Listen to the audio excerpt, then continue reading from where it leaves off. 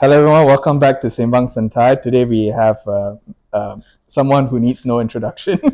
but like every podcast, we always start with a biodata.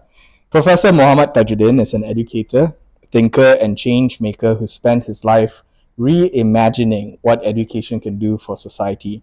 Known for his bold ideas and inspiring voice, he brings a fresh perspective on learning, culture, and nation building. Anything you would like to say first, Prof? Okay, that's very generous because all I wanted to do was to just explain the ideas. I mean, if you follow it, fine. If not, it's Yeah. okay.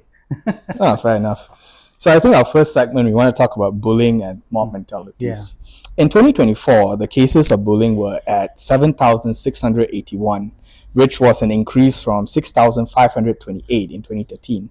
Out of 7,681, 5,689 were secondary school students, and 1,992 were primary school students, with numbers increasing at such a rapid speed yearly. Can we no longer blame the bully, but rather the system? Okay, so this is Shankar, being a young man and also in this digital media age. People like to use the idea of blaming one thing, like the system or a person, the prime minister. It's very easy to just single out one particular person or one particular reason, and then go on about it. And people also easy to accept, and then it goes on and on. But you ask that question to an academic, it's a whole lot of things that you need to take into consideration. For instance, there is no literature or discussion about the profile of the bullies from their family background, and I think most of them are Malays. I don't know what class of economic they are. Are we having any discussion on that? I don't think there's any discussion on that. I'm not saying I'm just blaming parents. As I said, blame is not the game of the academic. Academic needs to look further. So how would you assess it? Yes, so then we look also, okay, you said system. I assume you're referring to the school. But then the school, they have the head teacher and you have the teacher. To say that the teacher is at fault and the head teacher is at fault, it's very easy. But the repercussion here in terms of career, people have loans to pay, that sort of thing. All this needs to be taken into consideration. Now, it may seem like I'm trying to support the Ministry of Education and all that, but this is the reality. And the fact that, say, a teacher is supposed to teach only 25 students, now only 45 students per class, all this also need to have the consideration. The aspect of the government and also parent looking at, hey, what happened to the maths result, science result, always focusing on subject, not focusing on the idea of, say, my son or daughter have different friends of different races, or my son or daughter is saying bad things to other people. No, nobody cares about that. What's my report card? And the pengurusan also wants to know about that. So in actual fact, it's all of us. It's all things, and we need to actually dissect that. And my important concern is that we have to realign education to, number one, first and foremost, safety of the students or our children. Number two, I don't hear anybody wanting their children to be good human beings or good citizens. Yeah. And sometimes good human being maybe once or twice, but good citizens, nobody really cares. It's like a given, right? Yeah, they think it's a given. You send to the ustad, dia masuk surga. you know, so simplistic, and this comes from the parents, right? That's why I said you have courses in Islam for before you get married, but you don't have courses for raising children. Yeah. Okay, so I think it's about time that we have courses conducted by the government to actually okay, so what is the children for the nation and for community and all that. We need to have that, because if not, you're just following a tradition with good grades, 8A, that sort of thing. And then you wonder, how come our country is so bad Yeah. in terms of all this disrespect? You wanted 8A, you got 8A lah. Yeah. That's why I said the CNA people from Singapore coming to ask me about PISA scores. I couldn't care 2 cents about PISA scores. Right. The country is burning with all this hatred. You asking me about PISA scores. So when I answered in my own way, they didn't accept it. So when they reported, they didn't really report what I said. They just weren't satisfied. They just want PISA scores. Yeah, so this is why our country is like this. The bullying and all that is because of PISA scores. From an academic point of view, if we do not resolve the matter of bullying, how will this affect Malaysia's civil society in the long term? Okay, now it's also quite a lot of popular thing to make civil society play the victim. All right. Yeah. During the Barisan National Government under Mahathir, well, yes, we have to pity the civil society Yeah. because they have been through a lot. But now I think in this government, it's the other way around. I feel that civil society is the one bullying the government. Really? Yes. Okay. Let me put up something. Okay. Let's say you're civil society, bersih lah, and you say, hey, Prime Minister, Prime Minister, okay, and then you say, look, you promised this when you were the opposition, and then you promised A, B, C, D, E, and then you hardly even deliver any of this. And therefore, I'm giving you a D minus or something like that. All right. Okay. I see your point. Now, so how am I going to explain to you? Number one, the process of change through the system of the civil servants and then all this, and the quiet quid pro quo with the other opposition members. This I cannot explain to you.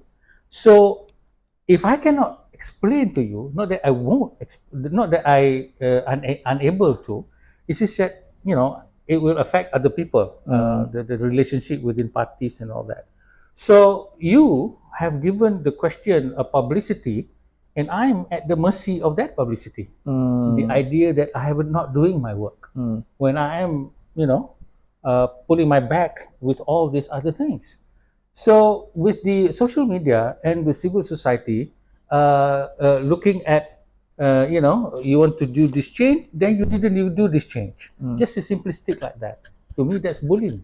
You should simply ask, may we have an update on all these issues that you have done? Yeah. Ask nicely lah. Giving D minus ni siapa suruh?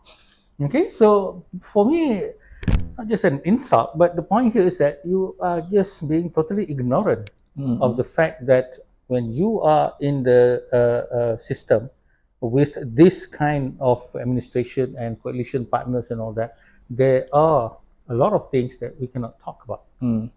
It's like husband and wife lah. So it kind of becomes a form of bullying if you. Yes. So and then we support it. Yeah lah. Prime Minister turun Anwar, that sort of thing.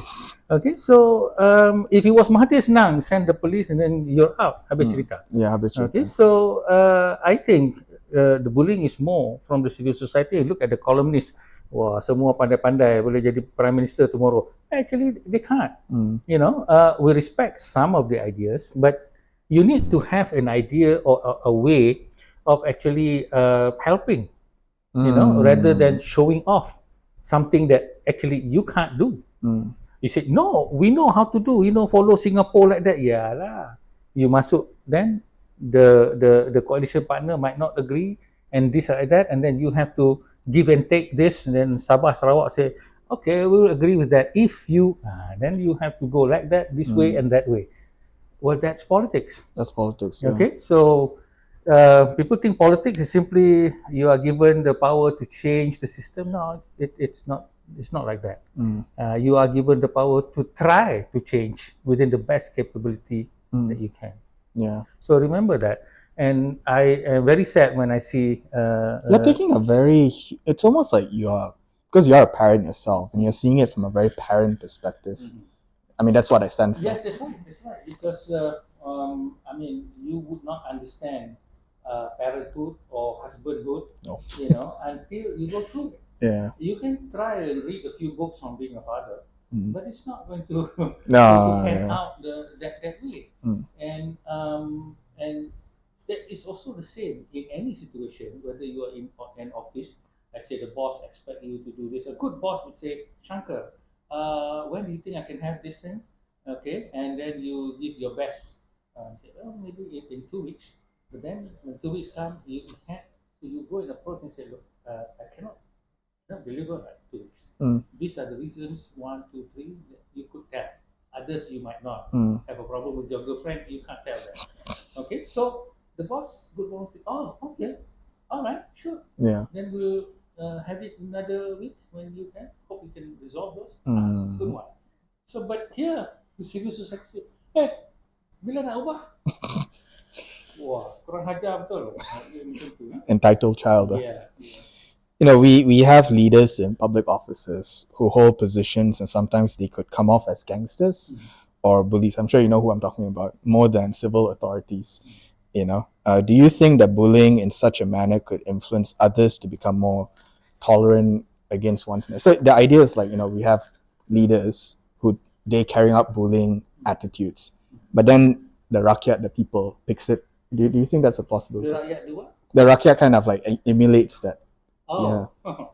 Okay. Well, when you posed that question, I thought you were posing it in terms of a work environment. Yeah. Work environment. Yeah. Now, I've never really had a work environment in that manner. I think it's about management.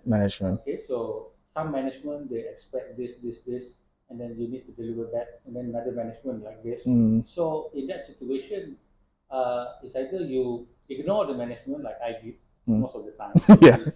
Yeah, absolutely. Because who are they to tell me what to write and what to do and all that? I have always said that if you come up with your own KPI, then the management wouldn't bother you. Because it's a peer management. You know, you are on the same level, even though you are a bit higher in promotion and all that. But so, and if you don't like the situation, then move on to another place.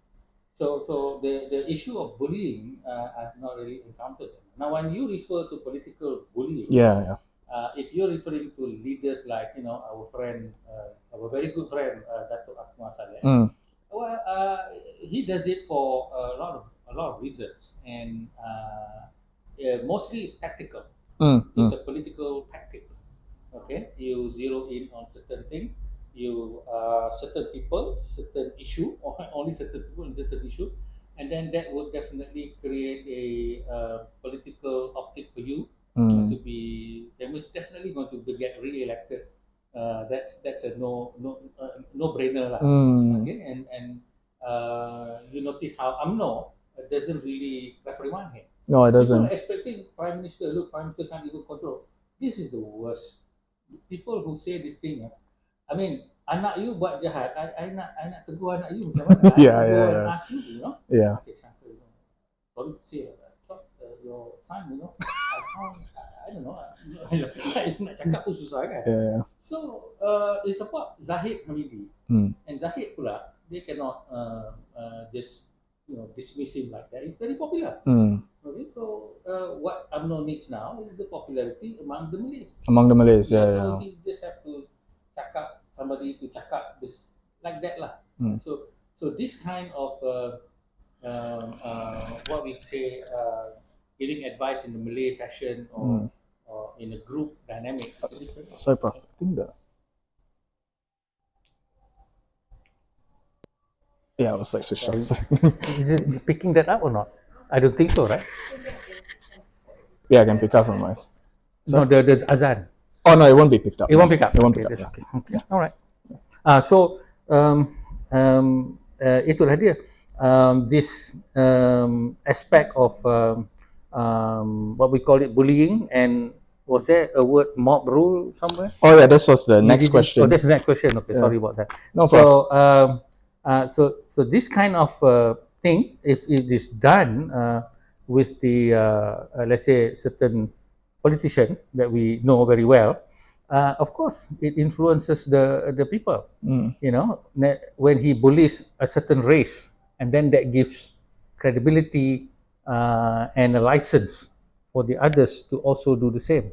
So that's why that's not a good practice, but then it's a very effective. Very effective. In terms of getting votes and getting people to like you. No, I get it. Yeah. So far, we have spoken a bit about bullying. I mean, quite a fair bit. But what about the growing culture of mob mentalities within schools? Oh, okay.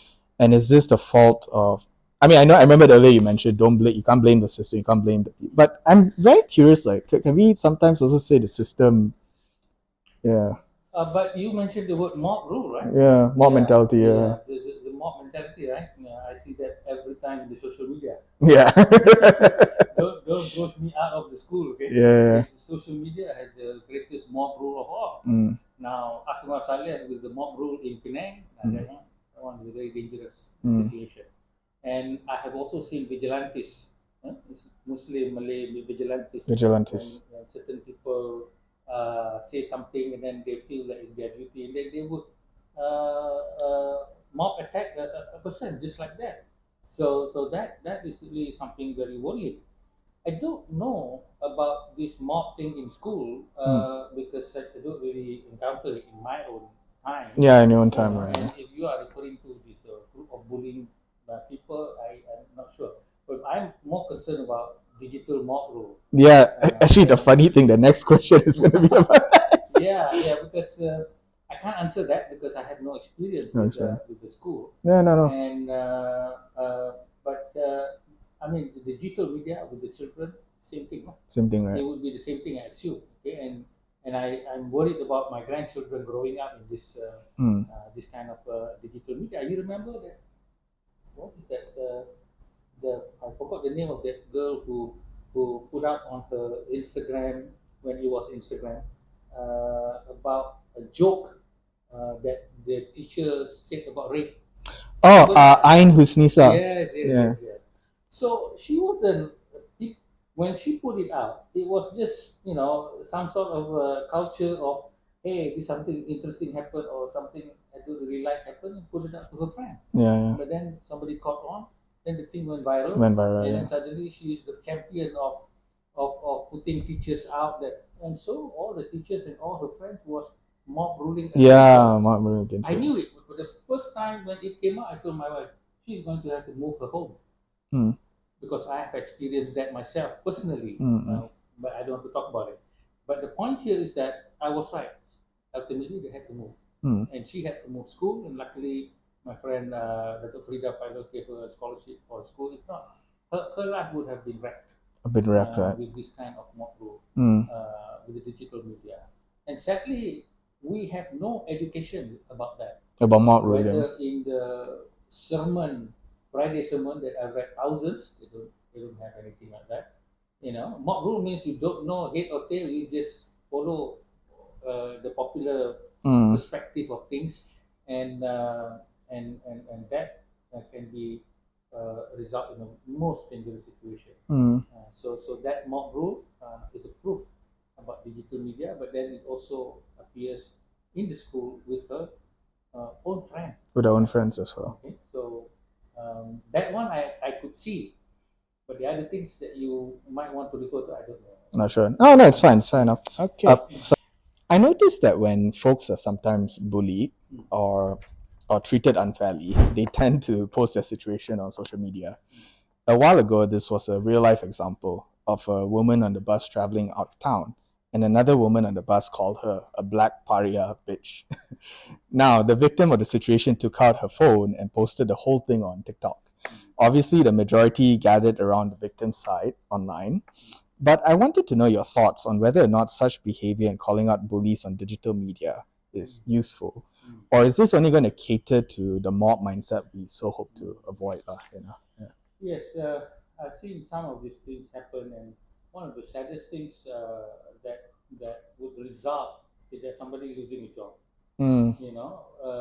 The thing that I remember, there was one Malay guy who was berating a Chinese woman selling alcohol in the middle, I think Chinese New Year. Okay, and it was in the shopping complex. Oh dear. Yeah, in in the public eye and that sort of thing. So he was berating her and saying this is wrong and all that because he's a Muslim, and then he lost his job. Okay? Then we have the Burger Lab thing, right? Who mentioned something about the Terengganu fine for not praying or prayers. Yeah. He also lost his job. So for me, reactions by these companies of hiring people, somebody should sue these companies because to me it's not correct. Losing a job is a very big thing. Okay, it's a very big thing because they just want to save the company in the sense of their so-called sales and things like that, to the detriment of the dignity of that person. Especially if the dignity of that person, that was the first time he did it. It's not a troublemaker. It's a good worker. Never really did this kind of berating people or making comments like that. It was just a one-time thing. Yeah, one-time thing. Yeah. But how is it a one-time thing result in you being fired? It's like someone's mistake becomes someone's hell. Yeah, that's the thing. We no longer. It's one thing for the social media dummies and stupid people to actually do that, and I don't mind using those words because you are a dummy when you don't know the whole situation. As an academic, when something breaks, of course it's nice to just jump on it and get thousands of views. Okay, I would have to wait and look at the situation in its whole context first. And once I'm confident with it, then only I make my comments. If I'm not confident, I would make my comment. Not because I'm afraid of getting sued. Just wrong to do it. And academically, of course, destroy my career. I don't have any credibility left. Yeah. But some people just goes out and shoot like that. So reporting on the social media is good in the sense that we shouldn't be doing like that. If not, the thing will just disappear. But I'm just measuring the positive side to the negative, and I think I'm worried more about the negative. The negative side, right? Okay, and if you have people who follow the issue being more balanced, ini Melayu, ini India, you go on with that kind of a line. So then it becomes a very problematic thing. And as I said, we don't hear this in religious messages, and we don't hear this in a school. Our school, how do we teach? This is why I keep saying that our school system sudah is expired. They are dead because a lot of the things that's happening now, whether it's career, whether it's work, whether it's environment, whether it's financial or economy, it's all changed. Everything has changed. And so, but you're still doing the same thing. Yeah. Macam mana? How are we going to evolve from this? But to change, nobody dares to change anything. Nobody dares to change. So, No, so that's why one of the ways that I say is forget about this, the school, forget about the university, set up a new school, set up a new university. But the new university, and is that a way? I'm thinking of a way of setting up a university that is outside of Malaysia. Meaning, I don't want to have anything with the Ministry of Education. I don't want to have anything with the MQA, and the university would be based outside of the country, online and all that. And the accreditation, we have to explain to the parent that these are the companies and these are the industry players that actually support the curriculum. And then you have to show that the students have done well and they have been employed, that sort of thing. Now, of course, the MQA is supposed to help the parents, this is a good school. And they are very restrictive. I think they're too stringent. Yeah, they're policing. Yeah, they're policing. They're not advising, they're not encouraging, they're just a police. Yeah, no, I mean, it was my issue, right? I applied with University of Malaya. So my degree is actually accredited overseas, international. But because of MQA standards, I didn't meet MQA.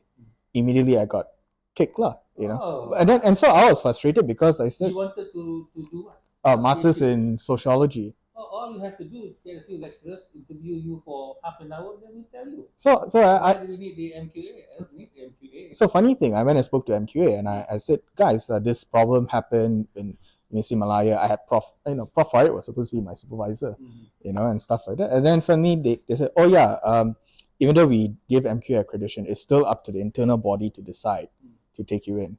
So I'm like, wow, then why be so stringent? So those people are not confident enough to go and argue with MQA. And so they just, okay, it's not part of this, not very helpful in that. Oh, okay, so that's how they do it. Yeah, so public university, I mean, it is what it is. In private, they want you because of, that the financial support. Financial support. They couldn't care 2 cents about you. Yeah, no, that's fair. Funny thing enough, we're moving to financial now. Sorry, education. Over the years, personally, myself, I've been following your work and appearances. I often notice that you always emphasize how a good education system produces people who can think better. And your expression is always something like this: think better. And a lot of current academics or educators would suggest we need education that could cater to professional life, corporate and whatnot.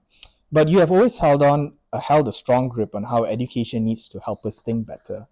How has the journey been as an academic, your journey, in holding onto such ideals and standards so firmly? Now, when I use the word think, actually what I mean is beyond the capacity of just the thought process. It's also supposed to involve universal spirituality. Mm. What I say is that the idea of critical thinking, of looking at a problem and looking at something like religion in a different way and questioning it, but it's also about how you respect people. And I think if somebody was to ask me what is the most important education product, aside from reading, writing, and also a simple counting and all that, is about how you respect other people. Right. Okay, so I think this is a major thing. And if you were to look at the Razak report, Razak report said the purpose of education is to perpaduan. Unity, To, yeah. to become Nobel laureate, or get great engineers to build great bridges. You can do that fine. But Yeah. first thing he said, perpaduan. Perpaduan. What does perpaduan require? Respect for one another. Which subject teaches that? Mana ada? Tak ada pun. Okay, even teachers pun tak respect students from other race. Sometimes we hear all sort of things. Yeah. So jadi, but here again, this is the problem. A lot of parents still want their maths, science, because the idea of that the future of the children will be taken care of if they can get a good job, that sort of thing. Certainly, I'm not belittling that. But here, we need to look at the children in a wider perspective of humanity. And so I think this is not being given what we call importance at all. So, like in Japan, I saw that the students were asked to, in the primary school, they not asked to, they have to, prepare food, some sort of food to some group. Then they will prepare, put up, and then so people eat, and then they wash, and next time another group will do that. So the idea of doing things, cleaning things, so that it's the benefit for the greater community. That's that's education. That's education, Yeah, right? that's education. So my friend in Toyohashi also, the first 2 years of architecture school, he said we won't allow anybody to use computers. You have to sketch the drawing like we used to do in the old days. For as an architect. As an architect, I wasn't, my time wasn't the computer time. Okay, so I get do a lot of sketches, and I can sketch a whole building design very fast. But many students cannot do that. So and also I can think and twist the building in my mind. But most people now they twist it in the computer. Yeah. All right. Yeah. So the training of the mind and also the training of the heart. Heart meaning the values of being human. I think this is must be given very great importance. Very important. The digital media, the AI is already here. It calls for people. We don't need to memorize a lot of things. We can call up something just to learn, and then it's just different.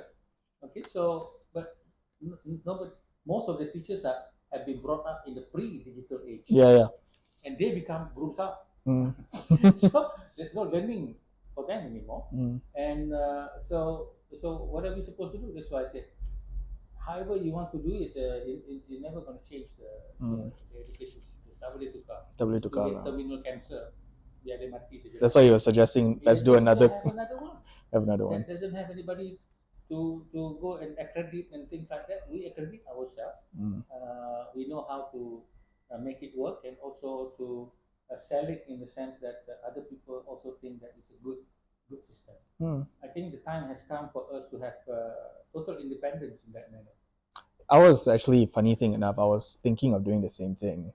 So I want to get my my qualifications, my master's and PhD. Then later on, maybe opening up a department, but outside of Malaysia. Yes. But giving opportunities for Malaysians to come and study. That's right. Yeah, I want to do because it's so hard to do You it have here. one office in Indonesia pun cukup. Cukup pun, right? Yeah, you know, and then say, look, if you are interested in this, and then once a while come to our little campus. Yeah. Physically, so that we can have a bonding thing. We start with 1,000 students, 500 they come, but mostly it's online. It's online, Yeah, you know, and it's wonderful. You're free to talk about whatever your assignments. You're free to write about whatever. Everything. Yeah. Imagine that. Yeah. What the ministry will say, cares about what the ministry says. Yeah. I stopped caring a while back. Yeah. So there's a quote here from you. Reflection of the self is an important tool of personal and spiritual growth. For without it, we will truly be lost. Those who are lost are those who never self-reflect, but follow traditions in a blind fashion, or worse. What are your reflections on the current public and vernacular school history and geography curriculum when it comes to being a bridge builder between civilizations and communities? Yes, I think that's why I said that things have already changed. So once upon a time, when I went to school, the curriculum was set by the British. Yeah, Cambridge, right? Cambridge. Yeah. You know, and then the different thing is that half of my subject was in English and the other half was in Malay. My brother went through all English. Okay, so I had a subject called Tawarikh. Tawarikh is the Arabic term for history. Okay, and in that subject, I remember having to memorize the story of Jesus Christ and Christianity in two chapters. Christianity is one chapter. Jesus Christ is another chapter. Okay. And then Siddhartha Gautama Buddha, because it's on the topic on the section on religion. Okay. Religions of the world. Okay, so Islam is only one topic, the same as the others. It was on an equal. Yeah, because the curriculum was a global curriculum. Okay, but later on, when my children went to school, the curriculum had changed to more Malaysian. And then Malaysian means more Malay lah. And Malay means more Islam lah. And even though I'm a Muslim, I don't think you need that much knowledge on Islam and having to force other people to actually, learn it and think like that. What about the civilizations of the Hindus and the Buddha of the past? Yeah. Islam was only a few hundred years. The others were thousands of years. Yeah. Okay, so the fact that the Malay and the Bahasa Melayu is from all the civilization should be a reflection that is great because of its dynamism, because of its flexibility, because of its adaptability. This is great. But no, the present Malays under UMNO wants only Melayu, Islam. So you basically restrict Malayness to one particular religion, and that's why there are some stupid Malay NGOs and political parties demonstrating against the finding of the Buddha statue. Yeah, no. In Lembah Bujang. The guy, the academic presenting it, who discovered it, and I said, so this is where I think the vernacular schools they are living a different kind of history and all that, and that is for the world because the careers and our concerns and all our connectivity involves the world. We are connected. Okay, physically, literally, in the sense. What you do now, the real time will affect somebody thousands of miles away. No, absolutely. It's never been like that, real time. Yeah. Okay, not waiting 5 minutes. It's real time. Okay, so you can't have this kind of history and geography that you are learning now. It's funny because I had a conversation with someone the other day, and they were curious about what the Malay race is, and I said, funny thing enough, you can actually find Malay Hindus in Bali. In fact, and they were like, "What? Melayu pun boleh ada agama lain ke?" I said, "Yeah, they have. It's quite shocking, but it's a fact." Yeah. So my friend, professor of architecture, he said, he was in Indonesia and he was walking, in the paddy field and saw a lot of people, with songkok. Oh, okay. And then he was aghast when he saw some boys with songkok and kain pelikat herding a herd of pigs. Okay. So it sent a shockwave to his system. Yeah, because used to what you have said just now, Melayu, Islam, that sort of thing. But those are the people, they're different. They're different different. religion, different faith. Where did he meet? In Indonesia. Oh, okay. Yeah. Of course, not in Malaysia. Not in Malaysia, though. Yeah, no. So there are three areas which is interesting, right? Why is a shared history, a shared prosperity, and a shared spirituality important when it comes to implementing educational policies that'll influence new patterns of thinking for our teachers? Now, I find this question more interesting on the spirituality part. When we think about policy, we never think about the spiritual part. We always think about the what does it need to do, what it should be done. But spirituality is so much more. So yeah, just your thoughts on this. Yeah. Okay, this is the most dangerous question. Yeah, I know. Okay? And I have no problem answering. Okay, And absolutely. that's why the label liberal, sesat, whatever it is, Yeah. is thrown to me. Yeah. The fact of the matter here is that if you read the Quran says that you need to respect the books of the past. It's clear. Yeah. In one of the surah verses, it's very clear. And those who believe are those who also believe in the teaching, they use the word the books of the past. Meaning the books of the Bible, the books of the Torah. So in effect, shared spirituality between Islam and so-called Christianity and so-called Judaism, and even in this regard, is something larger. Okay, but no, the ustaz will say all this book has been wrongly written when they are not experts in any of it. But the Quran says that already, because Islam, it cannot exist in limbo.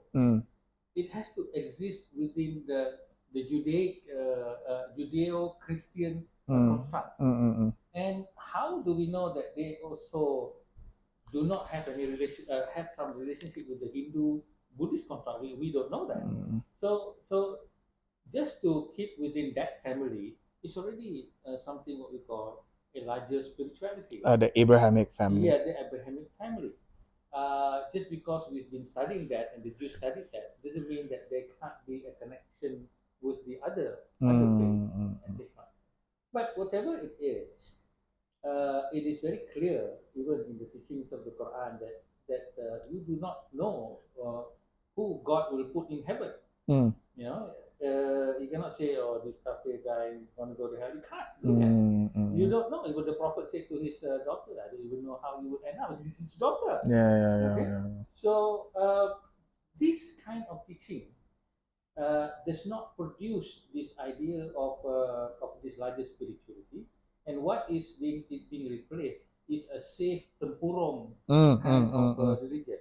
Maybe I'm talking about Islam, but I'm sure perhaps other religion also the same. 100%. Yeah. Yeah. So I don't want to comment on that. I think the fact that I'm here with you, a lot of people will not be happy, lah. Yeah.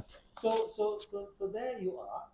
And interestingly enough, there is no Department of Christianity in any of the universities, no Department of Buddhism, no Department of any kind of a religion in any of the university. And the religion clashes and conflicts are number one. Number one, yeah. And yet we don't have any. Okay, so that shows the stupidity of the university. Okay, and I don't mind using the word stupid because you know that's a problem, but yet you're not having it.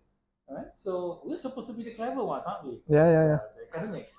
But then they say, not so clever lah. Okay, and it all boils down to the question of waiting for politician because the public university is like that. But then there's the private university. Yeah. But the private university, why can't they do it? Why can't they have a department of religion?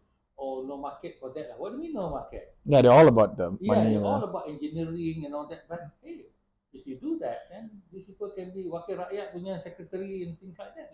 Imagine a Muslim doing a degree in Christianity. Oh, that would be You don't have interesting. to be a Christian.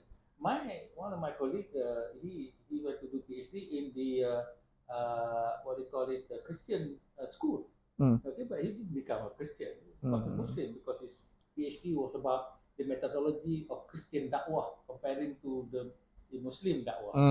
So he wants to learn from the Christian. Oh, it's a comparative study. Methodology of dakwah is what do you call it, teaching or preaching. Oh, preaching. Okay, okay. Meaning trying to convert people, whatever. But he became very conservative, Muslim, which is a pity. He's supposed to open up himself, but then he also fall into the trap of conservatism. That's interesting. So spirituality should be the fundamental thing that binds all of us. You arrogant enough to think that your religion is the only one, that will ensure you into heaven. Well, that's the kindergarten teaching. But when you grow, you're supposed to grow larger, not more constricted. But some people say it's safer to be like this. But then we are in the minority, and it becomes a very dangerous topic.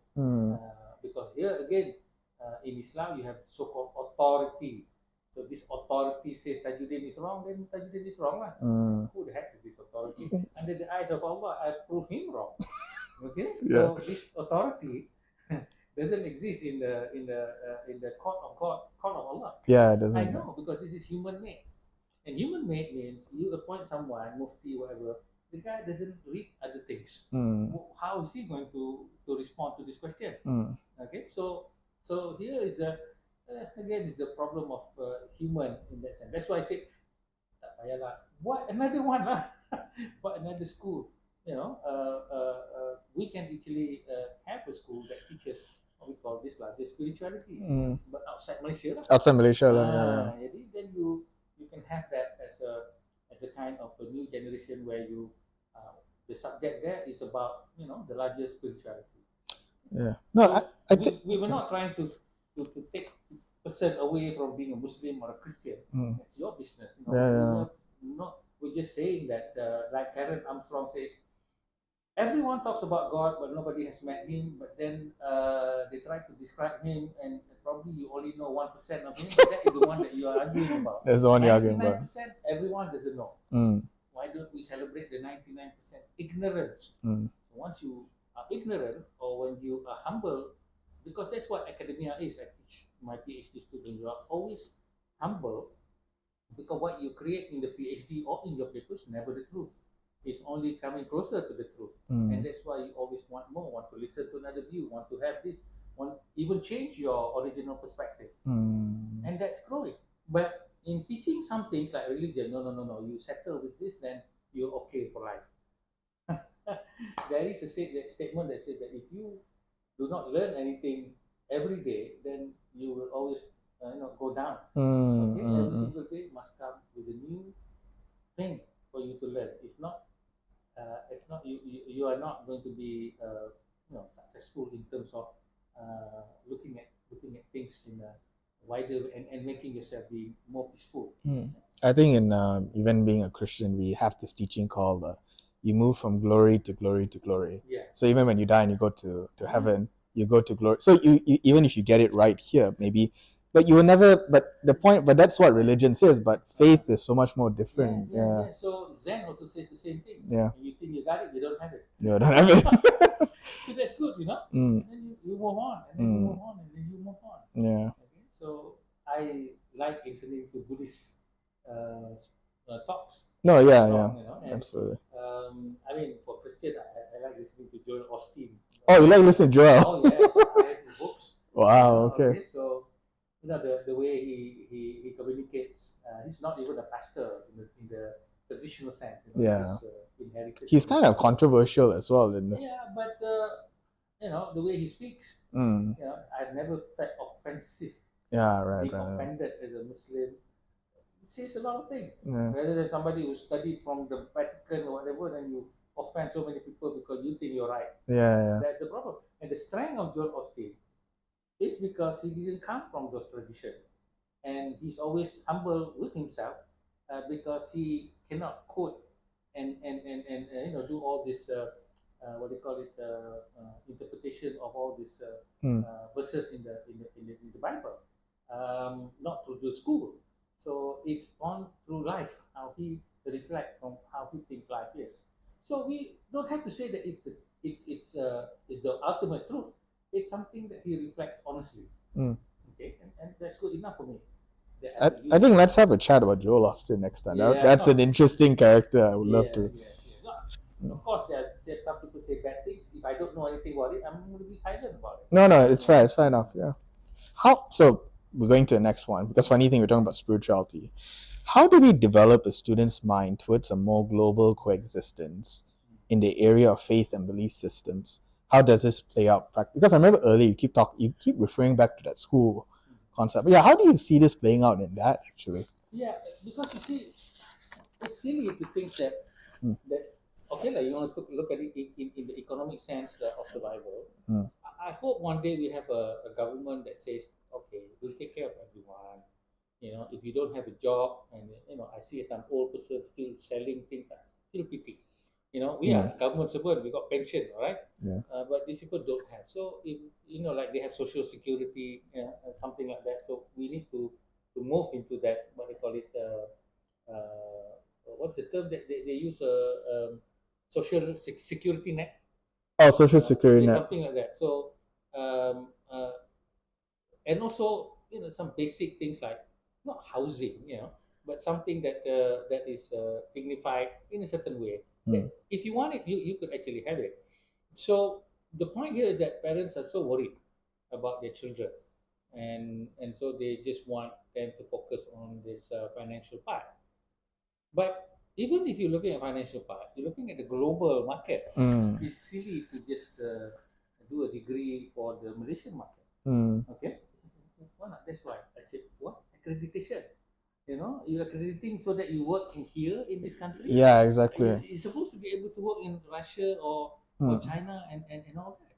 Why is it that you need to only accredit for one country? So that one is a old news. I mean, it was before internet and before access to all sort of knowledge, also information. I can get the standards of detail from anybody. Just to click a click of the button, that sort of thing. So we need to educate the parents who want to have a global perspective first from the financial part. Right, right. And then we look at we're breathing the same air and all the water that we're using. It's also coming from somewhere. All right. So this somebody producing terrible acid somewhere. There's going to be acid rain here. Okay. So that's just another aspect. Now, only then you touch on global coexistence. Rather, when we talk about spirituality, is so sensitive. But a global coexistence meaning that you would help someone if they are in trouble, and they would help you when you are in trouble. You can't say that you'll be okay for the rest of your life. You could have a massive forest fire like California did one time, and you could have great tsunamis that happen on Boxing Day, and you can have all sorts of atrocities. And it's so silly when we can see and know we can't help. Like they complain, I'm not giving 100 million to Gaza. You didn't see that they need the help. All right. So it's something that we need to educate in that manner. But if we only choose to say no, we're just educating for Malaysia. That's expired. Yeah. No, I realized like at one point I was looking through the history of accreditation. We had a lot of like yes, we did have local accreditation, but we had a lot of international.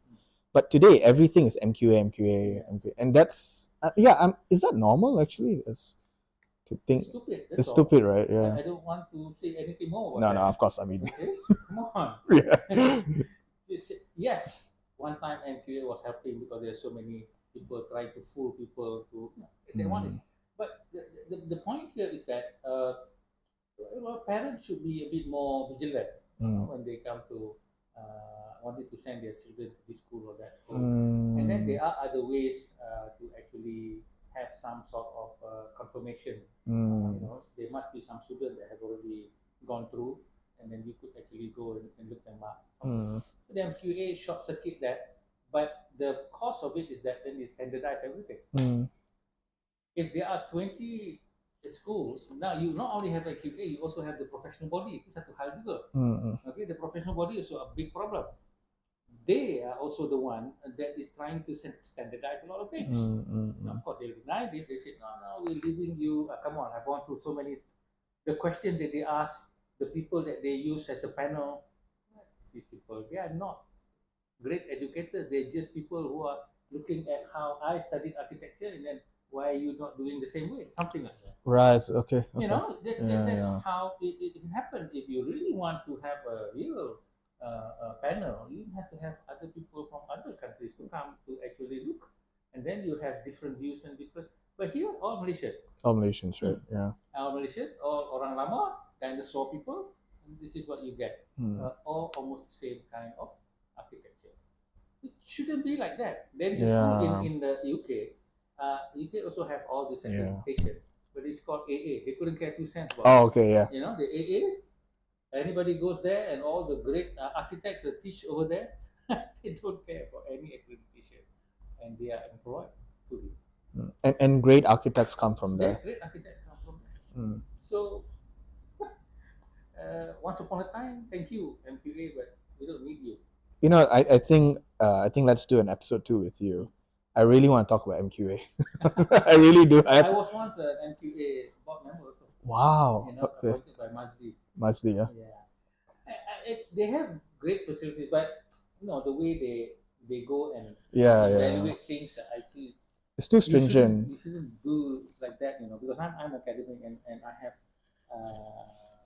young lecturers where I have to mentor and things like that. You don't do like that. You don't go and okay, where's your this, where's your that, where's your this.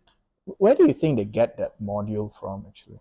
I don't know, from their teacher mindset lah. The thing is that those who exert authority in that fashion, they are the worst in terms of confidence. Okay? They are the worst in terms of having larger knowledge. They are not confident of themselves. Therefore, they stick to the template. Okay, people like me, I've seen a lot of things and I've learned a lot of things. And I'm humbled by all that. And so when you do something, then I say, it's not the same, but hey, could there be something else? You know, then you question yourself on that. Yeah. So I don't need to show off my authority. I get it. Yeah. Some people, they need to show it off. Yeah. Right? And that's how they do it. Okay. They destroy the inspirations of all the young actors. Yeah. I've seen that. No, I get it. Yeah, I really want to talk about that. I think let's do an episode 2 totally dedicated to MQA. In your article title, "To Help Another," is the real recipe for change. There is a line here that you wrote reflecting on how your deputy vice chancellor trusted you. The greatest thing, so I think this is something you said, the greatest thing I owe him is the trust he has in me to change the university and the country, Malaysia. My question to you, Prof, would be, how do we trust these ideas of yours and all these things you spoke about? How do we trust these ideas with the right stakeholders to build our education system? Because I think the thing about Malaysia is that we have so many great ideas, so many great policies, but it comes back to trust. Who do we trust with these things, right? Yeah. Good question. Yeah. Maybe this is the most important point that you and I can talk, actually, with your energy and my brazenness in that sense. We can do something. Absolutely. Yeah. My advice is stop hoping to change through the political parties, through the education institution, through your religious institution, through everything that you know that should be changed, that would affect change. Start doing it yourself. Okay. Meaning we need to have people that have, say, the resources, like money, places, whatever, to come and say, that's why I use the word parallel Malaysia. Yes, you have. I use the word parallel Malaysia. Now, parallel Malaysia means that we're not giving up on our country. We're just trying to pool our energy on another project. What's the project? Malaysia. Because that other Malaysia sudah cancel what we call it, fourth term or whatever, fourth level or fourth phase or something. Absolutely. What did you say? Terminal second stage, fourth stage or something. Fourth stage or something. Tak boleh selamatkan animal. I have looked at the how to change, with this kind of mentality that the URA and all that. So many, not just politicians. It's about the people who support this politician. So it's just, you want to change the university. Let's not. Okay, let's not hope even the private university, because they are all having to answer to MQA. That's why I say we just have to build one in Indonesia or Cambodia, wherever it's lah. Wherever it is, it doesn't matter. And so this is how we need to have that. That's why we have to have these good ideas, and then we have to pull people who can actually lead to those who have money. And in the digital age, you don't really need that much. Not really. You can do it online. Yes, workshops and things like that. Absolutely. And sometimes you just come together. That's why I said, if you can put Malay, Chinese, Indian, Iban, sleep together for 3 weeks, eat together, shit together, that's how things happen. This is what happened in the Great Hajj. Absolutely. In the Great Hajj, you have to sleep in tents. I heard, so you quoted Karen Armstrong earlier. So I read her book, The Biography on Islam, a very short one. Years ago, I think I read it when I was 17. She said that even along the Hajj, there were Christians who were with the Muslims. I think they were maybe Gnostic Christians or something, who went on Hajj with the Muslims. Because, I'm trying to relate it back to what he said. If you can put the Iban, Chinese, Malay, Indians. Yeah, that's the kind of concept. As long as it's not the haram, places where non-Muslim cannot come. Yeah. I think the route and all that is. No, I think this. I think this was during the early days, where they didn't have those. I don't know the story. Yeah. Pilgrimage is not my expert. Oh, right. But the thing is that, but they're getting back to, as you said. That's why I said I'm not giving up on Malaysia. I'm just a practical man. No, I get it. Yeah. When I look at something that doesn't work, then I go around it. You're a realist in that sense. Yes, that's why people say, defending this. Look, if you cannot change something, and don't have an idea for it, better not talk about it. Yeah. Like they say, they want to change the constitution for university quota. Can you have more babies? You don't. If you cannot have more babies, don't talk lah. Yeah, I don't think it's possible. You want to change the demography of the voter people, and so if you are not willing to put your children in the civil servant, cannot put your children in the security forces, then don't talk. Don't complain. You are the one the problem, not these other people. Okay, so Malaysia is because of the unwillingness for us. I don't want to use the word sacrifice. What sacrifice? This is your duty. Okay, and you need to have. You can't just order Anwar Ibrahim to change things. He can't. Even if he wanted to. Yeah. Mr. Prime Minister. Yeah, but that's not Mahathir punya kind of Prime Minister. This is the real Prime Minister, where you are with a mixed group of people. And you also cannot change the Malays who are supporting a lot of this Malay narrative. Yeah. And you change all this Malay, you can't. Right? So be realistic lah. Have some hormat sikit for people who's trying to do this. Okay, just bad enough that Malays don't respect me, but please respect me also. That some people thank me for fighting for the non-Malays. I said, I'm not fighting for the non-Malays. I'm just doing what Islam asked me to do, and also what Malaysia asked me to do. I think you're just trying to help people. Yeah, I'm just trying to be a Muslim. Yeah. That does just to all. Yeah. That's what the religion. I know, not the religion of Parti Islam Malaysia or the religion of UMNO. Yeah. The religion of UMNO only have beliefs. Religion of PAS pun sama juga. So jadi that's the religion taught by the Prophet. And as a Malaysian, getting all this pension money from the taxpayers, I need to give goodness back. Absolutely. So that's all. So don't thank me for that. That is who I am at this particular point. And if it so happens that it's happening, good. But that is really the reason that I do what I do. So that's why some people don't agree with it, and it's fine. This is what I think that I should be doing. That's all. No, I mean, you stand for what you think is right. Now we finally are going towards more on higher education. More questions. In the last 10 years. We already talked about higher education. Okay, well. Yeah, I know. I guess we're becoming a bit more narrower. Sure. Yeah.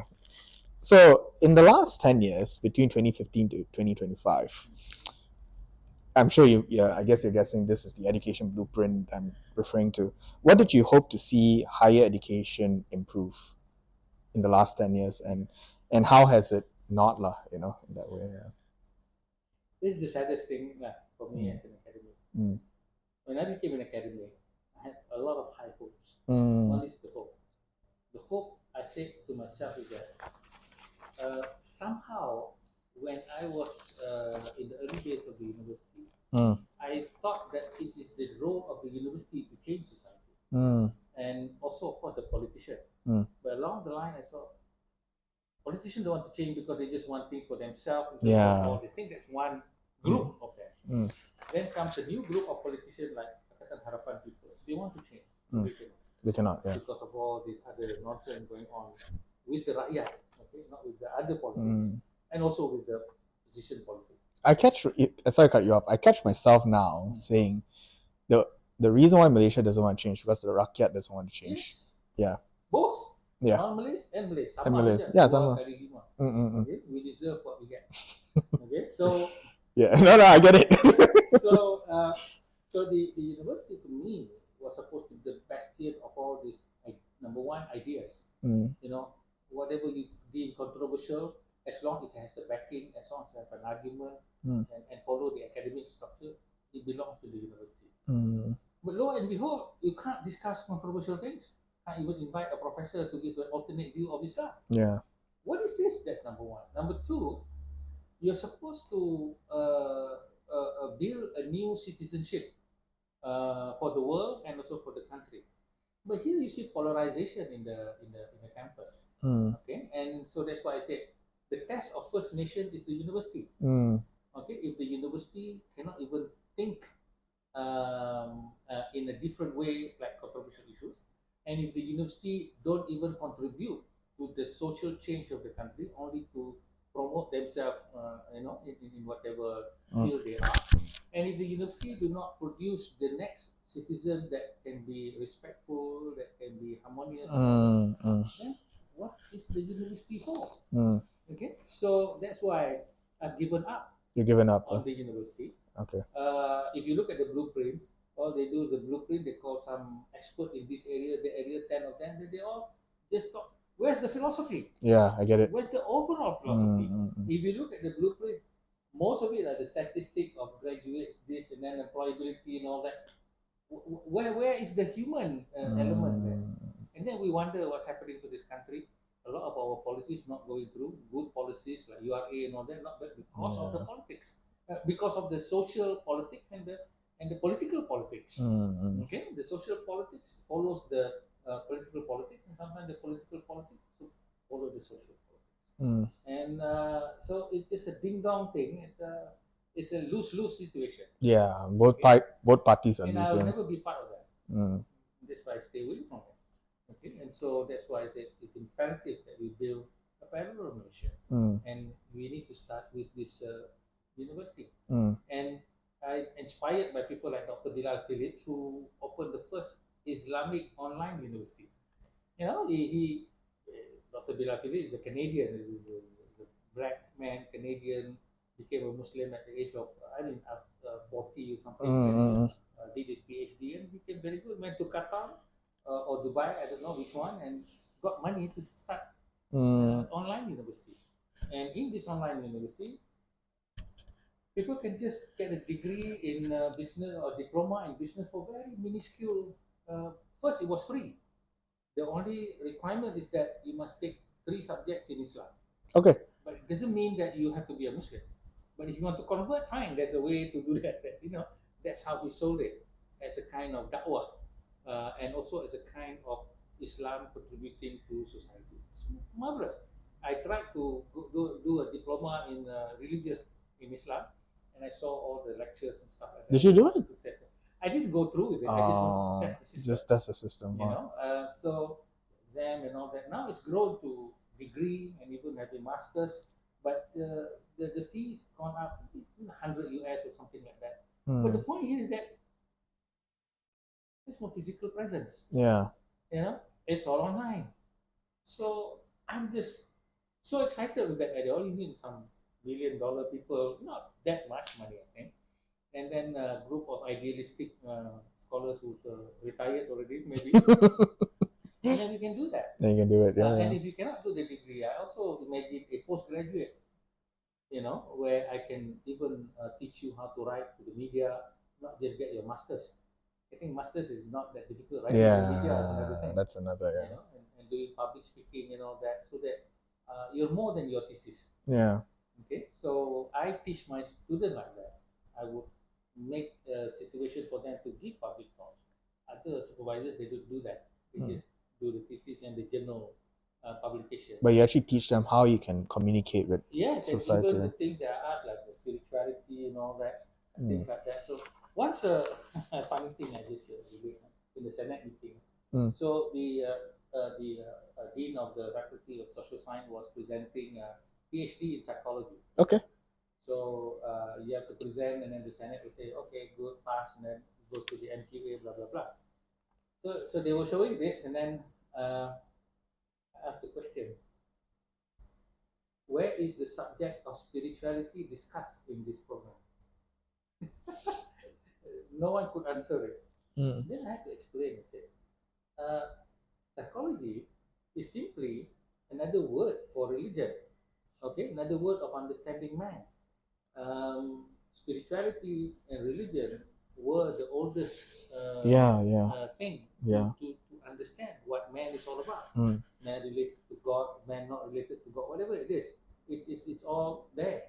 And so later on, when science comes up, then they replace it with philosophy, and then also the term psychology, which is all the study of man. So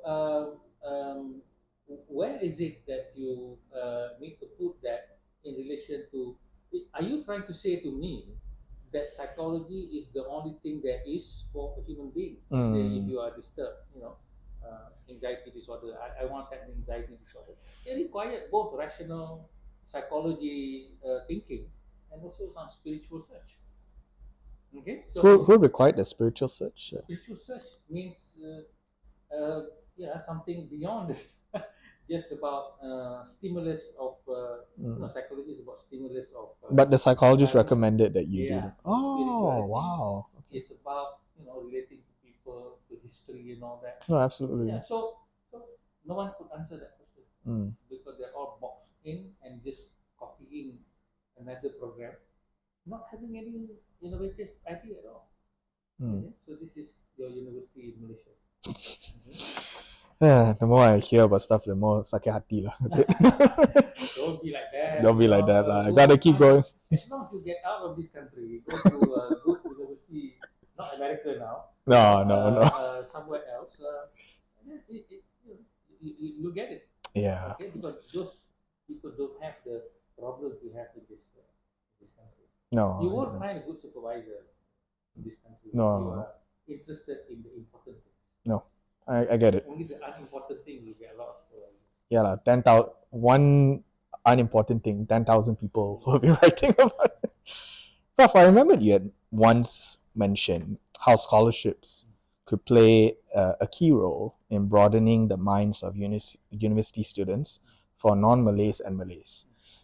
In terms of exposing the Malaysian students by placing them in different cultural and faith environments. Would you like to say more on that? Oh yeah, I call this building the bridge of civilization. Yeah, I remember. Yeah. It's an article that I wrote. And said, if we can have people, because to have the government so many discussions about some of the people, the opposition coming and saying not Islamic, blah blah blah. So we should have a pool of rich entrepreneurs and people to actually pool the money and come up with what we call our own scholarship. Okay, so what do we do with this scholarship?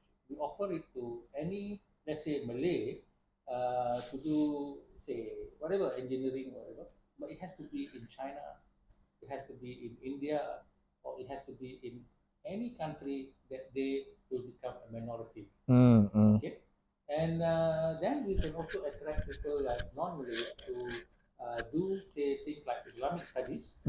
Okay, and also engineering, whatever. But they have to do it in Muslim countries, right? Of course, I don't know the schools to do engineering in some of the Muslim countries. Maybe it's good. You can find one. But the point here is that one of the most important studies is Islamic studies. Now, some parents will say, "What kind of job is my son or daughter who is not a Muslim doing?" Hey, man, Islam is the battlefront in our country, and it's also a battlefront in the world. You're trying to tell me your children not going to get job? They'll be, They know how to navigate, right? There will be people who will be sought after. Because all these engineers and all that is so, many of them already. But these are the thing that not many people are thinking about. Okay, so they come back and they become the bridge, because they have lived in the Muslim country, they have lived in non-Muslim country, the Malays. Then they know what minority is all about, and so they will become more what we call tolerant and accepting, okay, of heritage of different cultures and all that. But here, we're concentrating it, everyone here in this country, and that's very sad for me. I wish that we could have money enough, even to send some of the students in the private university and public university, maybe a sojourn of 6 months outside, so that they can feel to be a minority. And if the government cannot put up the money, then we should put up the money. And after all, this is our country. And I'm telling you, whatever politics that you're thinking of will never work. No, it won't. It cannot work. All right, unless KJ wakes up and starts a new party with Rafizi maybe. I think now there's this idea, maybe Syed Sadiq, KJ, Rafizi join together and form a party. Yes, do it. Do it. Why not get it done? But then don't be surprised if they win. They also couldn't change. It's not that easy, lah. Okay, it's not that easy, because then the whole group of people going to demonstrate like Himpunan. Look at the Himpunan Anwar. They could mobilize 18,000 stupid people. 100 ringgit, right? I don't know. Of course. Information.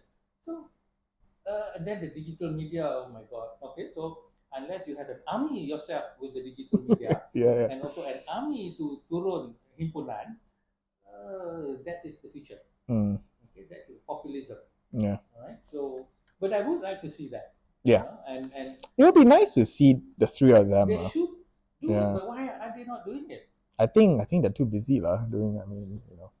Sai said is running Iron Man. Kyrie is doing Kyrie. Maybe they also saw like this. Cannot change lah. Amno back and Rafizi going back to PKR. You can pick up bits and pieces. Okay, fine, whatever.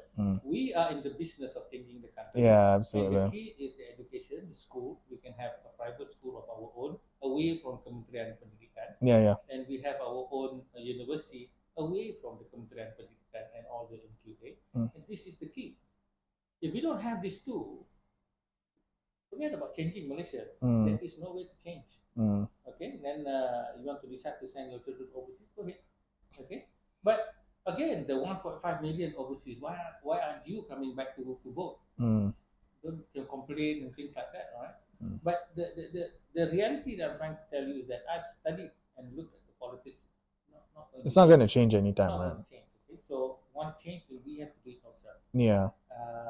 And that's why the parallel Malaysia idea and the key thing that I put is that this education. How do can we create this entity away from our Kementerian Pendidikan and our MPA? It could be done. It's just you need several minds to do it, lah. It's not that difficult. It's just that you want to do it or not. Then stop complaining, because I'm not a complainer. Okay, I look at the issue. I don't even look at the issue as a problem. It's just an issue. It's just an issue. And then you think about how I'm trained as an architect. There is an issue. You must have 5 different ways to solve it. You don't have 5 different ways, don't go see the lecturer. You see, so you just touched a very good point, because the next question is exactly on that. So here's the thing. I've come to understand something here.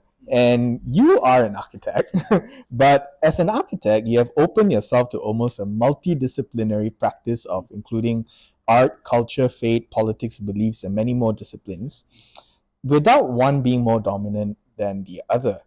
Could it be true that perhaps one-track-minded professor or student needs to break from specialization in isolation? Yeah. Yes, that's about it. Because once upon a time, before the internet, specialization is all that we know. Yeah, yeah. Because that is the only way to solve things, to become an engineer and all that sort of thing. But here in the internet age, and also a cross cultural thing, I mean, look at the Korean. Who would ever thought that the Korean would take over the music industry? I'm Yeah. still not convinced, and my wife is. So I mean, Oh, she's a fan. oh, she's a fan. Oh, wow. I think that people can't sing or dance. Okay, the king is Michael Jackson. Yeah, no, of course, it stops at So that. the point here is that we need to have the situation where we need to have a different way of looking at what we call this the university, and to actually have what we have already actually talked about. Okay, and the point that you were saying was about what was it? One-track-minded. Oh yeah. So the multidisciplinary nature is paramount. When I want to appoint associate professor or professor from engineering and anything, I will ask what kind of books you read other than your field. And often more than not, they don't read anything else. Okay? So that is why the old way of education and training a PhD and also others should no longer be there. Even like in the PhD, okay, you are so focused into one particular field. There should be one or two classes to actually broaden up your mind. Yeah. And then you should also be counting how many books you read in terms of the other stuff. But nobody cares because those professors don't read. Okay, so I have the chance to belong to one group of professor called G70 Professor Melayu. Oh. You know, they arose when the election was there. They were to support Anwar Ibrahim.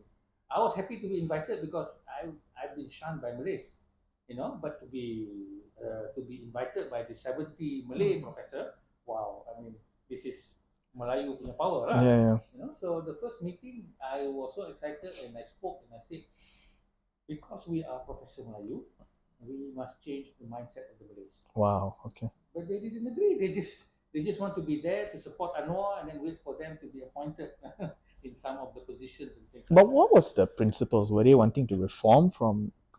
It was just to actually support Anwar Ibrahim. Oh. You know, because the forces that were telling him were against him, were saying that he was a Christian friend lah, all this nonsense lah. Oh yeah, I heard about that. So Yeah. they need this group of people to actually support. I understand that, fine.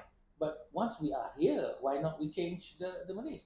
Why don't we do 70 YouTube channels? Why don't we do forums and all that? So they don't want. They don't even take it up. All the things that I have mentioned. So for them, it's just a political. And one of the reasons is they found out that they can't think beyond their own discipline. Really? They can't. Oh dear. Okay, let's say Islam. Dah pencet baru nak belajar Islam. Okay, I was learning Islam in my first year in America. Yeah. So I always say that I discovered Islam in America, not in Malaysia. You joined the Islam. In the Malaysian Islamic Study Group. Yeah. And then I also bought a lot of books. And that's where I spend my summer and free time. People go traveling, I read books. Okay, and at the undergraduate, I've read 20 books. Okay, here nobody reads any book at all. So we look upon I've interviewed, valedictorian student who got 4 point in UCSI. None of them read other books. But they can get high scores. They can get high score. And then when I interviewed their lecturers, then I found out they don't read books. Okay, so this is the problem when you have people like Yuval Noah Harari. My God, the thing that he had read and then how he put things together. You just have to walk into the bookstore, go and pick 3 books written by a professor. You won't find any. Okay, you won't find any. I won't. All right? Great professors I've listened. Oh, this is Datuk, there are so many titles. Datuk, then professor. Okay, and then great scientist. I listened to the lecture, and then they were complaining that the policy makers not listening to them and all that. Then I searched for their name and then what books they write. Nothing. No popular books, nothing. That's why their ideas are not being heeded. They can't reach the public. They should have a YouTube channel like Prof. Tajuddin, like Tengku Zafrul. Okay, you need to reach the public. Then only the public will reach the politician. That's how it works. For them, no, they work in the feudal mindset. You just need to reach the aristocrat. And then they Aristocrat will, in this sense mean the ministers and stuff like yeah, that. the higher ups. Okay. Yeah. So that is where the problem of what they call accumulation of knowledge only to a certain elite group. All right. When in fact, like in other countries where they develop, it all falls down into books. You know, you go to China, you can get books written by the professors for children. How many professors write children books? Okay, so I've never even heard it until you that's mentioned right. it. Yeah, yeah. And then how many points do they get for promotion? They won't get any. Mm-hmm. Okay, so we don't understand what knowledge is, what it can do, what it's supposed to do, and how to actually disseminate it. And we copy some stupid system of okay, journal this and journal that and all that, and not looking at how the thing is spreading to our people, our children. You know, there are no professors who can proudly say, well, I'm mentoring 3 secondary schools on the subject of this and this and this and this. Have you ever heard that? But did we ever had those kind of guys back then? You know, in the 60s, 70s. In 60s, 70s, I don't think we had that also. Never. You know, but I'm trying to say that we should have. We should have, yeah. Professors being multi-dimensional, professors writing books for people, but the KPI is all about journals and all this nonsense. How do you use your knowledge before you die? Okay, it's all tua-tua punya professors, but can you communicate? They don't know how to write in the newspaper also. Yeah, yeah. You know how to communicate to the public onto the importance of their field. Go and Google yourself how many professors do that. Maybe a handful. Yeah. Okay. Then there are 3,000 professors in Malaysia.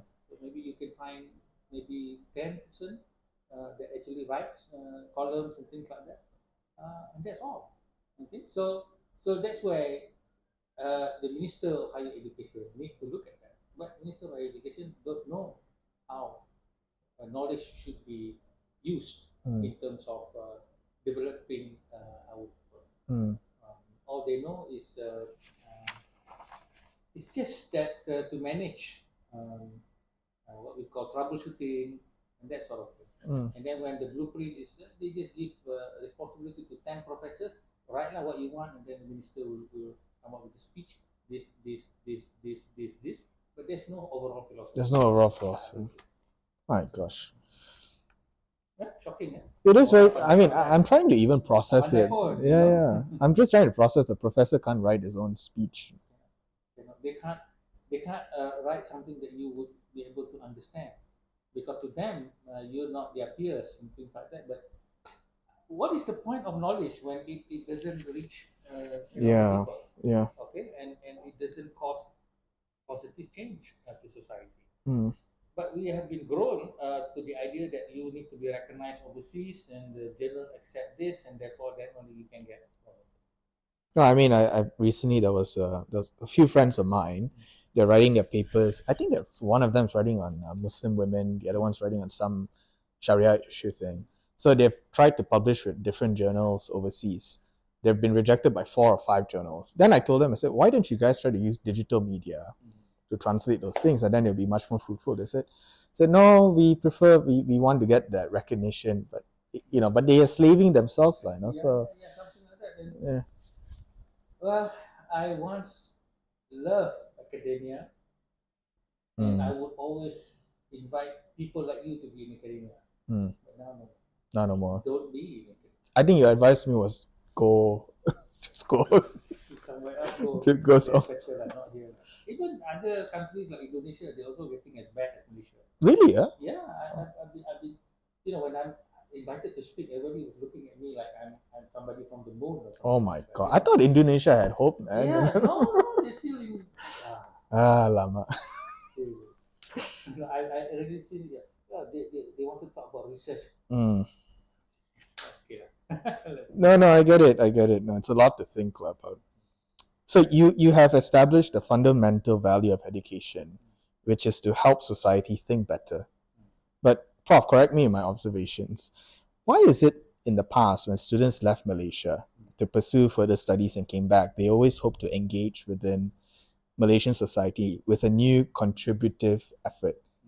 But today, I have observed, as my personal, but today I've observed that sometimes those individuals who come back fall into the katat di bawah tempurung pemikiran, you know, almost by choice. You know, it's almost like by choice I want to think like, yeah. Yeah, I don't know. I think, of course, I have experience being overseas with a lot of my friends. I noticed that I'm the only one reading. Yeah, that, Okay, they yeah. don't read anything. Yeah. You know, some of them are even better at Islamic knowledge than me. Mm-mm. But then when I came back, I'm the one who have more knowledge than them Yeah, yeah, because their knowledge never grew. yeah. You know, the prayers, they can do all this thing. But I said, do you know how to relate Islam to nation building? Do you know how to relate Islam to democracy? Do you know how to? They wouldn't even care because to them that is not going to be the question God will ask them. Mm. Okay, so God will ask them what the Ustad told them. Yeah, Okay, yeah. so their life is simply, as I said, the tempurung Islam. This is where another problem of education. Are you educating our children Mm. to be safe and secure or to meet the unknown? Mm. This is the question. The answer is to be safe and secure. And Mm. how do you be safe and secure? Create the tempurung. Okay? Yeah, yeah. Strengthen the walls of the tempurung. Make sure that your children never leave the tempurung. The tempurung of religion, the tempurung of engineering, the tempurung of, of business or whatever discipline. They're all in the tempurung, managed by the MQA. Right? Yeah. So, so no wonder we don't have anybody thinking outside the box.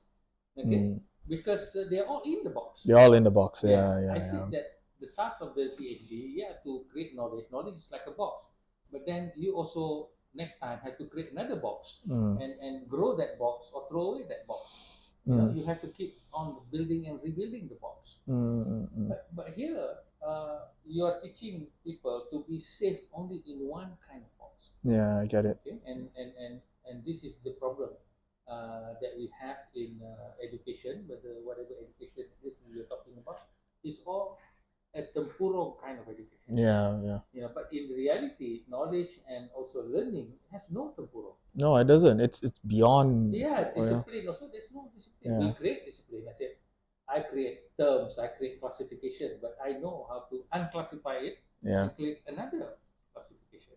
This is the strength of an academic of my stature. Mm-mm. But the others, they create the classification or they understand. No, they didn't create, they took the classification and they stay within it.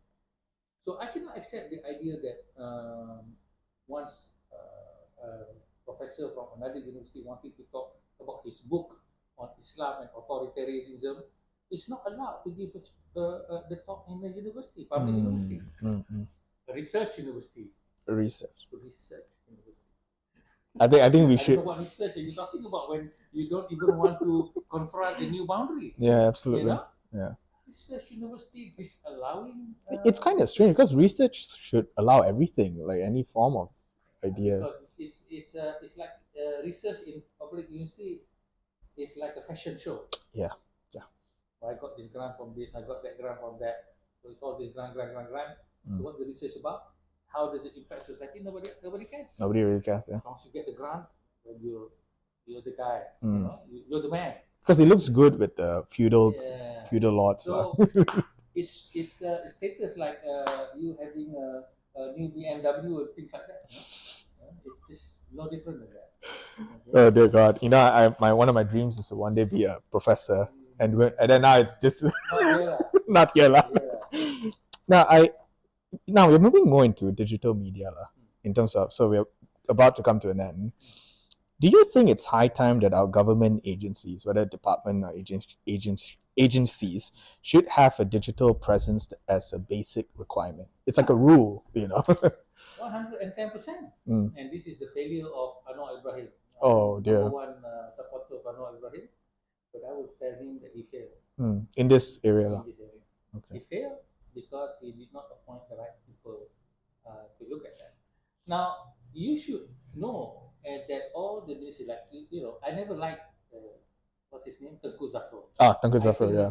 This guy, parachute from somewhere, not coming up from the bottom. Suddenly, this silver spoon man coming into becoming this UMNO guy, now the PKR guy. I never liked him. But then I saw that he was writing column in Sinchu when I was also writing column in Sinchu. And of course, his numbers was not great, and mine was, much higher. Yeah. Then I saw he has a YouTube, okay, and I began to watch his YouTube. I began to respect the man because he uses his YouTube, number one, to explain the things that is happening in Malaysia with regard to his, meaty with the economy and all that. Yeah. Something which I don't really understand about jobs, about investment and all that. And he also uses it to answer critique. Not only does he use that, but he manages to use it in a fun and very light-hearted manner. Not easy, Yeah. Not only that, like Rafizi. My disappointment with Rafizi is that after he himself resigned, nobody asked him to resign. Anwar didn't ask him to resign. No, he resigned. And I don't accept his explanation of resignation. He said that once if you're not there, you're really the vice president. Nobody said. Same thing with the Sarawak guy who lost this vice presidency. Abang Joe said you don't have to resign. He didn't resign. The tourism, you read about him, the tourism minister. In Sarawak, they call it minister, right? Minister, yeah. In Sarawak, they call it minister. He asked Joe, should I resign? Because I lost my vice president, Timbalan presidency or something from the party. I need to resign. So he's doing his work. So now Rafizi is bad mouthing a lot of things. When he was a minister, of course, he cannot say. But why didn't he explain those things, or at least hire somebody to explain it for him? Even, sometimes not good like minister trying to explain. Yeah, of course. Then you get your people to explain this. Like, you have this wonderful URA thing to do thing, and then you don't digitize it, make an impression about how things. Show a very old, decrepit place, and then hire some people to actually make an architectural impression. This is what it could be, and then this is how the people could be living in. Goes to the parliament, try to argue. What's going to happen? So 110%. Every cabinet. I already wrote in 2018 and said that the cabinet chair is no longer powerful. What's powerful is the digital media. It changes the narrative. So if you don't have a digital presence, you're nobody. Nobody's going to trust you. Nobody's going to follow your policy. Nobody's going to accept it. Once the opposition or other populist person takes on the issue, it becomes a life of its own, and you're not going to get anywhere. So big failure for Anwar Ibrahim in not having all his cabinet members emulate Tengku Zafar. Right? And I don't mind saying that. Now you have Nick Nazmi with his Lebih Masa podcast. Yeah. Why wasn't it there when he was a minister? Yeah. Okay. It's like almost too late in a way. Yeah. So 110%. No, I agree 100%. 120% as well. Now, so not a lot of people would agree with you, but I noticed that you encourage from an academic perspective that sometimes qualitative data collection could perhaps be getting the opinions of people from a WhatsApp chat or the YouTube comment section. I think you had mentioned to me there's a lot one could learn from it. Why do you think this is important for the future of research? Because a lot of academics are not ready to say. Okay, well, you just have to know how. Okay, we have this thing called anonymous comments. Okay? Malaysia Kini has that.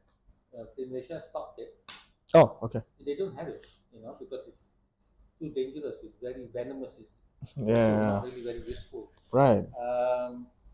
I have comments in my YouTube and things like that. Okay, we have all this anonymous comments. Now, if you want to use that as data, you need to understand the culture of the comments. All right. Now, there are some cyber troopers who just making trouble. Okay, so you need to actually know that. And then there are those who just have a certain perspective, and then that's all there is. Okay, so you need to know how to read the comments in order to use it. You can't just use the comments. Similarly, that I don't really trust surveys. You know, when you present a PhD with surveys, Yeah, it's kind of like it's you just know, too much I like your quantitative. insight there, observing, you know, part of it. No need to have too many case studies. Here, well, we have 10,000 surveys. So what? You ask a Malay, which is important, salary, agama, or race, say salary. But when it comes to the election, you choose race, you know, or agama. Yeah, So people are not going to give. they're not consistent, They're lah. not going to give the what do you call the answer that is actually there. You know, and so you need to be part of the society. Like there was once Right. somebody was asking a researcher about an issue of some people stepping on the pictures of leaders of some political parties. Oh yeah, yeah. Are the you think the Chinese people are angry? And then the researcher said, no, they're not angry. They're okay. Why? Because if they were angry, they will burn houses, they will burn cars. I wrote back and said, is this researcher serious? Is he in 1960s? In Yeah. 1960s, you do that? Yes, you know, there's going to be a lot of burning, yeah, because the demography then was 50-50, you know. Now, after May 13, no Chinese are going to show their true face. You need to be part of the kedai kopi and be able to read the Mandarin punya newspaper. Yeah, correct. Actually know their sentiment. And even then, they were not going to be. They won't be too open about it, yeah. Okay, so you need to understand that. So jadi in terms of this comments and things like that, you know, I've seen comments from other countries on certain, because they're not tied to certain things, a lot of them. So it's good to have that. But here in this country with cyber troopers and also people just tak ada kerja lain gitu nak cakap, you know, Yeah. I don't really think it's useful. Yeah. But it could be used if you want to. But you need to know its weaknesses. No, I get it. Every strength has its weakness, and My advice to a lot of people who's starting YouTube and all that, don't read the comment. yeah, You know, if you want to do anything good, don't read the comment. Yeah. It's useless. yeah, Okay, it's not helpful. Somebody say, "Oh, you think you're good enough so that you don't listen." If the comments are good, I will listen. But because it's anonymous, they say all sorts of things. yeah. Why waste time on They that? just want to push you down, and yeah. Of course, if you can get somebody to read the comments and then summarize the salient point, then it's okay. Yeah. This is what I tell Fadlina, the minister, which are so many, you know, looking at all the comments. Don't read the comments, lah. I say 10,000 comments. you know, get the officers to summarize it for you. Sometimes I get my students. My students tell me, "Oh, Prof, quite positive here, then this and that." I didn't really ask for it, but they do it. You know? They do it for you, lah. Something like that. But mainly, I just don't read comments. No, I get it. Yeah. No, I think to have a better heart, just don't read But comments. for me, it's very simple. I make sure that my presentation is clear, and that's all there is. Okay. Some people, you know, they use certain words and all that. I can't. I'm an academic. I have my integrity. Yeah, of course. Credibility and reputation to actually To look up. Yeah, no, I get it. So we are done with all the questions, but I normally like to have a bonus question. Okay, So this one is more for me lah personally. Yang kecil perlu diangkat besar dan yang besar perlu diangkat kecil. So for those online who understand English, what is small must be regarded as big. What is big must be regarded as small. So you had promised to tell me what's the meaning of this when we meet the next time. Well, actually, when I told that to you, I already had a different meaning, but there is an original meaning to it. Yeah. After the original meaning, I developed another meaning. And Okay. But now I forgot about it already. So now I'll tell you the original meaning. Sure, go ahead. Yeah. The original meaning is something that I got from Ismail Kamus in a lecture, religious lecture. Yang kecil dianggap besar dan yang besar dianggap kecil. Yang kecil dianggap besar is dosa. Dosa means sin. Yeah, sin. Yeah. For instance, like you say something about someone, or you're throwing some rubbish somewhere or something like that. Very small sin, you know. But there is no sin that is small. Right. Okay, so if you can think that any sort of, a lot of people just say a little bit about this gossiping, just harmless gossiping, you know, nothing much lah. No. If you are a true spiritual person, anything your mind says, nah, this is just a small thing. Like you feel some hatred for some guy. No, if you must think that is a very big sin. Okay, now yang besar dianggap kecil is all the good thing that you've done. Alright, if you start thinking about, so big, you know, I've written 60 books. Wow, so big, you know, I've done all these things. Yeah. And so 66 books, right? yeah. So you know, at the end of the day, I told my wife, maybe God will have pity on us. It's just because we have this poor family. Right. Not all the lectures that I've done, all the books that I've written, because in a lot of ways, those things, although I have an intention of changing society, but I get rewards from it, from the world. You know? Yeah. Education and promoted and all that. But these other things that I do, I don't get anything. All right, and that's good. And when I give the money, I said, don't tell her to say thank you, because that money belongs to her in terms of what do you call. That's why I try to define charity. To some people, charity means you do or you don't do. Yeah. You know, it's a duty. It's a duty. You Once must do it. know somebody is difficult. There was once I don't know who he is. He said, I got your name from all these things. Sorry to say, you know, I'm short 300 ringgit for this salary. I pay you back. I just give it. You know, and he actually gave it back. I said, you don't have to give it back until you are okay. Yeah. But no, that's what he did. So if you already know of someone in difficulty, like I know, say you don't have a place to stay, I say no. You know, it's that simple. Okay, so yang besar dianggap kecil is all the good things that we have done. We should not always think that we are so holy. Yeah.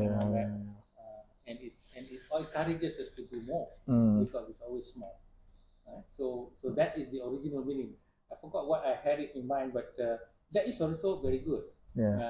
A lot of things, if we think like that, then we become a better world. Like what Ajahn Brahm, the monk, says, who is the most important person in the world? The most important person in the world is the one in front of you. Yeah, absolutely. Anytime, every time. So you're here in front of me, I'm giving you the benefit of all my whatever wisdom or thoughts and things like that. Yeah. Accept it or not, it doesn't matter. Yeah. But I'm entertaining you with that, to actually have that. So if you follow that, then anybody, you will have that idea about respecting another person, okay? And not just in a cocoon of yourself. Yeah. I think the problem of education in this country is all about self-serving. No, I agree. You know, Yeah. and the funny thing about spirituality is not self-serving. That's why one Hindu professor ignorant is what I say. You cannot make yourself happy, Yeah. but you can make someone else happy. Yeah. You know, once you make someone else happy, then it stays. You know, the thing. But if you make yourself happy, after that you become sad. You know, and then you concentrating on yourself. And when I had anxiety disorder, one of the problem of anxiety disorder people and panic disorder is that they are always thinking of themselves. You know?